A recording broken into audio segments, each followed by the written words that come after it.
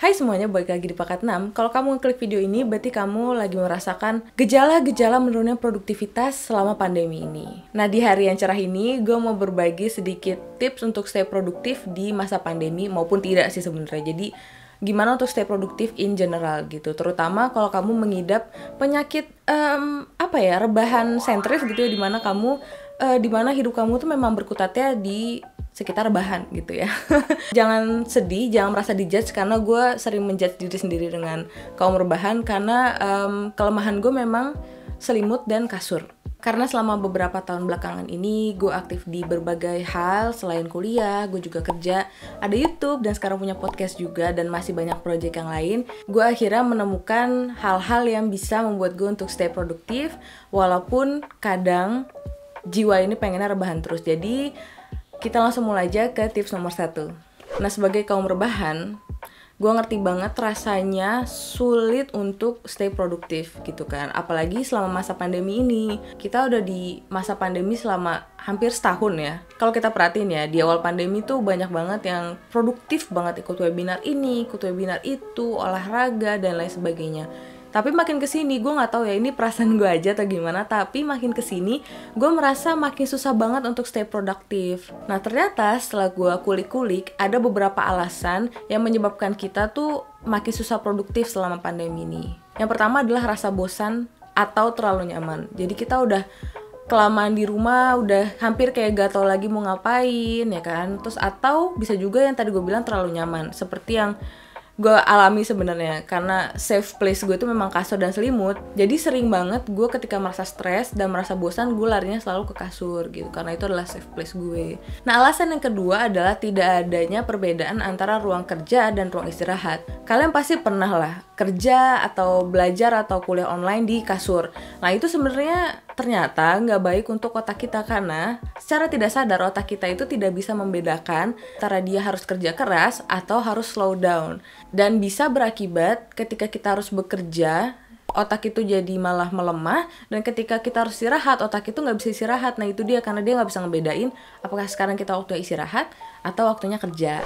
Secara tidak sadar, beberapa menit setelah bangun tidur adalah waktu-waktu yang krusial untuk mempersiapkan diri menjalani hari. Maka dari itu, jangan buka sosmed langsung setelah bangun tidur. Jadi gue ngerti banget, kita kan tumbuh dan berkembang bersama handphone ya. Jadi gue yakin banget di deket kita tuh pasti ada handphone ketika kita tidur.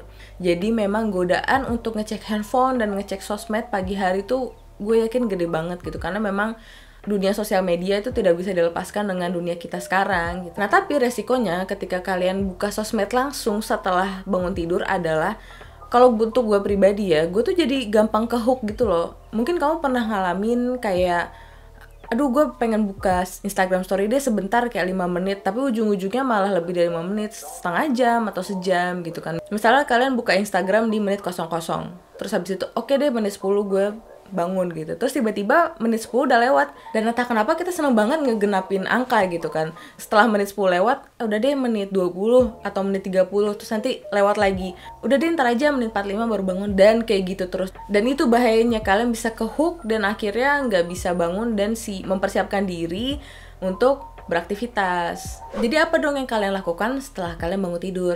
Langsung bangun, lalu minum air yang banyak sebanyak-banyaknya, karena kan badan kalian habis puasa 8 jam ya selama kalian tidur. Jadi kalian harus memberi nutrisi kepada badan kalian yang habis puasa itu dengan minum air. Dan selalu setiap gue habis minum air putih setelah bangun tidur, itu rasanya badan tuh seger banget dan kayak siap gitu, mau ngapain aja tuh siap. Nah, setelah minum air putih, buat kalian yang muslim mungkin kalian harus sholat subuh gitu. Jadi bisa makin seger lagi karena kalian wudhu gitu kan, karena air yang mungkin dingin gitu. Jadi bisa lebih seger lagi. Nah, setelah itu jangan balik ke kasur. Jangan balik ke kasur. Saya ulangi lagi ya, jangan balik ke kasur. Nah, yang bisa kalian lakuin adalah kalian rapiin tempat tidur kalian, selimutnya dilipet, dan spraynya tuh dirapihin, pokoknya rapih kayak di hotel-hotel gitu, tau kan, yang rapih gitu ya. Biar kalian tuh nggak ada keinginan untuk naik ke kasur itu lagi gitu. Dan kalian kan ngegerakin badan tuh sembari ngelipet. Nah, itu juga bisa makin membangkitkan energi kalian.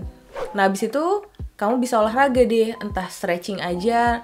Gue akhir-akhir ini lagi sering banget stretching pagi-pagi. Nanti link video stretching favorit gue akan kasih di description box buat kalian coba juga. Itu stretching tuh enak banget, badan jadi berasa ready, pikiran tenang, kayak siap menjalani hari gitu. Atau kalau misalnya kalian suka jalan kaki di luar, atau jogging, atau kalian lagi ada workout rutin atau workout plan. Nah, gue pribadi merasakan setelah olahraga itu badan tuh kayak apa ya, karena mungkin darah ke pump gitu ya ke seluruh bagian tubuh, jadi lebih semangat aja gitu, jadi lebih seger badannya juga. Nah, karena gue percaya jiwa yang sehat itu juga datang dari badan yang sehat. Jadi selama kalian take care of your body, olahraga, sarapan yang sehat itu bisa benar-benar naikin energi level kalian di pagi hari.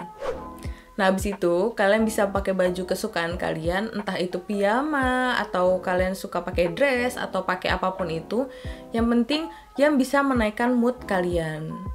Ini kayaknya case-nya beda-beda ya. Kalau gue pribadi itu gue merasa ketika gue lagi down itu gue tendensinya bakal pakai baju yang rada-rada cerah gitu, karena itu naikin mood banget. Mungkin kalau misalnya pakaian kesukaan kalian itu yang rada comfy kayak pijamas atau daster, nggak apa-apa, terserah kalian. Yang penting kalian merasa nyaman, dan ketika kalian merasa nyaman, kalian merasa kayak gue bisa ngapain aja nih. Nah, gue pribadi, karena gue tim rebahan, dengan gue pakai baju yang kayak gini nih, misalnya baju, ini kan baju keluar ya. Nah, gue jadi gak mau balik ke kasur gitu, karena gue mengasosiasikan ya baju luar ini gak boleh naik ke atas kasur gitu. Dan ujung-ujungnya kalau gue gak ke kasur, gue menghindari hal yang bikin gue lemah, yaitu kasur dan selimut. Dan akhirnya gue bisa stay berjam-jam di atas meja belajar. Oh ya, terus habis itu kalian jangan lupa sarapan ya. Pokoknya jangan di skip, please jangan di skip. Oke, karena sarapan adalah salah satu hal yang sangat penting gitu ya untuk tubuh kalian. Lagi-lagi seperti gue udah bilang tadi, tubuh kalian tuh selama tidur sudah puasa selama 8 jam. Jadi dia butuh asupan energi juga. Nah, sarapannya sendiri jangan asal sarapan, jangan kebanyakan karbo, karena itu bisa bikin kalian kayak rada rasanya jadi ngantuk atau segala macam. Jadi sarapannya tuh kalau bisa yang ringan-ringan tapi ngenyangin gitu loh, jangan kebanyakan karbo, yang seimbang lah, seimbang. Atau kalau kalian suka roti telur atau kalian suka salad, pokoknya intinya jangan makan sesuatu yang bikin kalian tuh apa ya, jadi lesu gitu ya. Karena kan kita mau energi level kita tuh di sini gitu ya, jadi jangan makan sesuatu yang bikin energi level kalian. To-do list adalah hal yang sangat penting dalam produktivitas gue belakangan ini dan beberapa tahun belakangan sih sebenarnya. Nah, untuk to-do list gue pakai sistem bullet journaling. Gue sempat bikin 2 video tentang bullet journaling. Untuk pemula kalian bisa cek di bagian kanan layar, atau kalian juga bisa cek di link di description box. Gue merasa bullet journal tuh udah membantu banget dalam menjaga gue untuk stay produktif, dan juga menjaga agar gue tuh gak lupa, karena gue orangnya lupaan ya. Jadi itu membantu banget, apalagi ketika lagi sibuk-sibuknya gitu. Nah, biasanya dari malam atau dari hari sebelumnya gue udah nyiapin to-do list gitu. Ketika pagi gue buka to-do list itu dan gue taruh di tempat yang dimana gue bisa lihat gitu. Jadi gue tahu apa yang harus gue lakuin hari itu dan gak lupa satu hal pun. Pokoknya intinya untuk stay produktif kalian harus tahu kan kalian harus ngapain hari ini. Jadi to-do list adalah cara terbaik biar kalian gak lupa, dan kalian juga di situ bisa nulis apa aja yang jadi prioritas kalian biar kalian bisa melakukan yang prioritasnya tinggi terlebih dahulu sebelum kalian capek, dan yang mempunyai prioritas tidak terlalu tinggi dan itu bisa dikerjakan di sore hari atau siang hari di mana kalian memang udah rada capek gitu ya. Jadi kalian kerjanya lebih efektif gitu kalau misalnya kalian ngelakuin hal yang susah dulu di pagi hari dibanding kalian ketika udah capek baru ngerjain hal-hal yang sulit. Oh ya, jangan lupa kalian juga harus istirahat, badan kalian juga butuh istirahat. Kalian bisa menerapkan metode Pomodoro. Nah, itu adalah metode di mana kalian kerja tanpa distraksi apapun selama 25 menit. Lalu setelah itu kalian istirahat selama 5 menit tanpa mikirin kerjaan. Lalu kayak gitu terus, 25 menit, lalu 5 menit, 25 menit kerja, lalu 5 menit istirahat. Nah, di YouTube juga banyak banget orang-orang yang bikin video study with me dengan metode Pomodoro ini. Nah, kalau misalnya kalian memang tipe orang yang nggak bisa belajar sendiri, kalian bisa style video-video itu yang study with me biar kalian nggak ngerasa sendirian gitu. Lalu tips selanjutnya adalah, ini khusus untuk tim rebahan yang kadang tidak bisa menghindari godaan kasur dan selimut. Kalau misalnya kalian merasa kayak, aduh gue butuh banget rebahan nih, atau butuh power nap, kalau gue pribadi sih ya, gue gak bakal naik ke kasur. Antara gue tidur di lantai, atau gue tidur di sofa. Dan gue berusaha untuk membuat diri gue gak sebegitu nyaman. Jadi misalnya gue gak pakai selimut, atau gue gak pakai bantal. Karena ketika gue merasa nyaman, itu ketika nanti bangun dari power nap, gue tendensinya akan lanjut tidur lagi gitu. Jadi dengan gue tidak membuat diri gue terlalu nyaman, jadi ketika bangun pun oke, gue bangun aja lah gitu, karena ya nggak nyaman juga gitu untuk lanjut tidur lagi. Dan akhirnya gue bisa melanjutkan kerja.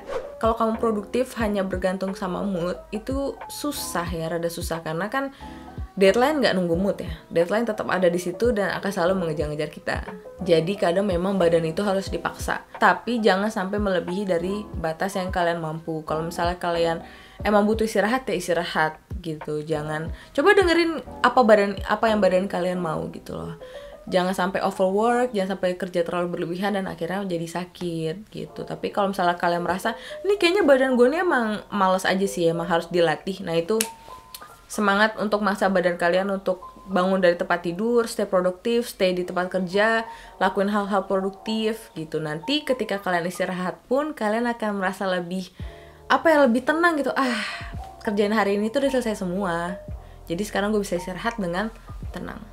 Dan yang terakhir, kalian harus sabar karena itu membutuhkan waktu untuk membuat suatu kebiasaan gitu. Mungkin dari yang awalnya tim rebahan banget kayak gue bisa kayak bangun siang banget gitu ya.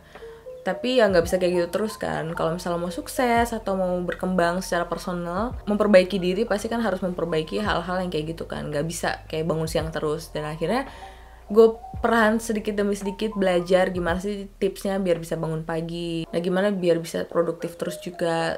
Pribadi gue nggak minum kopi, gue nggak pernah minum energy drink.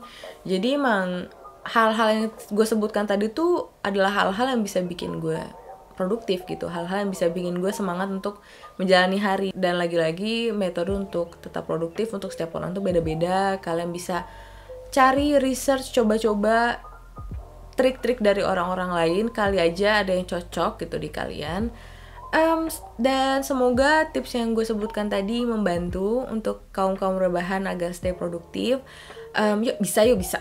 Nah kalau misalnya kamu ada tips untuk tetap produktif yang selama ini kalian lakukan, silahkan komen di bawah ini biar kita sharing aja ke orang-orang. Kali aja jadi makin banyak gitu kan alternatif atau metode-metode yang membuat seorang ini bisa menjadi lebih produktif gitu. Kita berbagi aja di komen di bawah ini. Jangan lupa like dan subscribe juga, karena gue akan menemani kalian setiap hari Rabu dan hari Sabtu. Nah jadi sampai sini dulu perjumpaan kita kali ini. Terima kasih udah nonton sampai sini. Sampai jumpa di video-video selanjutnya. Dadah.